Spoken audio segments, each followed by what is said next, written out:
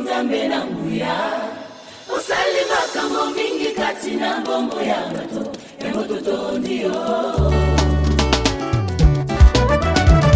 tokomisi yo toletoli yo nzambe na nguya osalima kambo mingi kati na mbongo ya bato yango totondi yo Mosantu otonda bolingo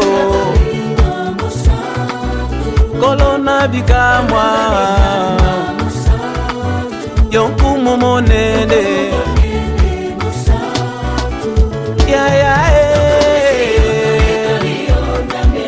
osali yako kamwa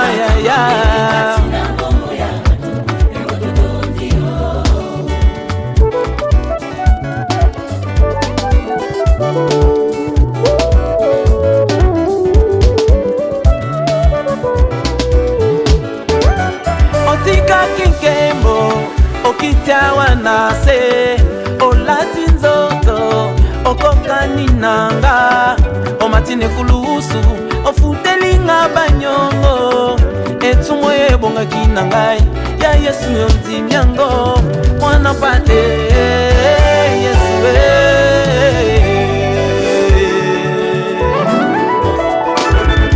otika kikembo okitawa nase olati nzoto okokani nanga omatine kulusu ofutelinga banyongo nyonso etumo ebonga kinanga ya Yesu yondimyango mwana pate Yesu kolo totoni yo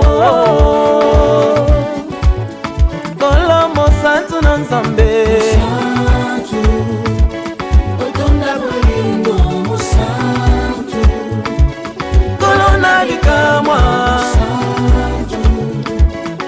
yonkumu munene oh osali yako kamwa yango totoni yo kolo Yesu mosantu na nzambe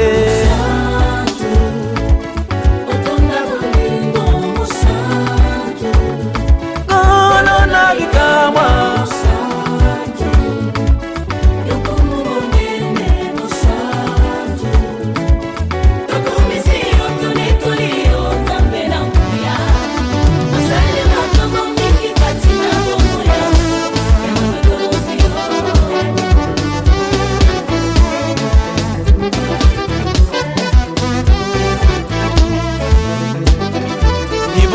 ya motu ya Yesu Masia libonza ya motu ya Yesu umomone nengo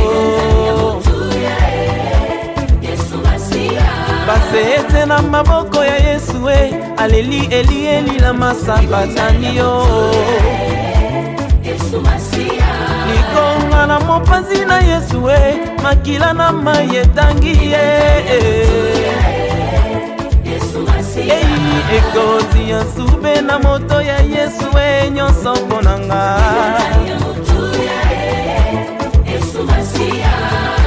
Jésus-Christ, l'agneau immolé, il s'est sacrifié pour nous. Et ce que nous sommes aujourd'hui, c'est le fruit de l'œuvre de la croix.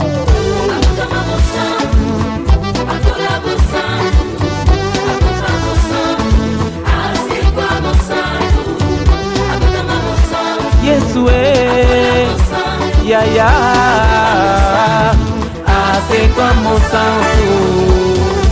Je ne saurais pas me contenir. Maintenant nous pouvons danser pour le roi de gloire. Danser, danser, danser pour Jésus. Danser, danser, danser, danser. Il mérite nos pas de danse, c'est Dieu.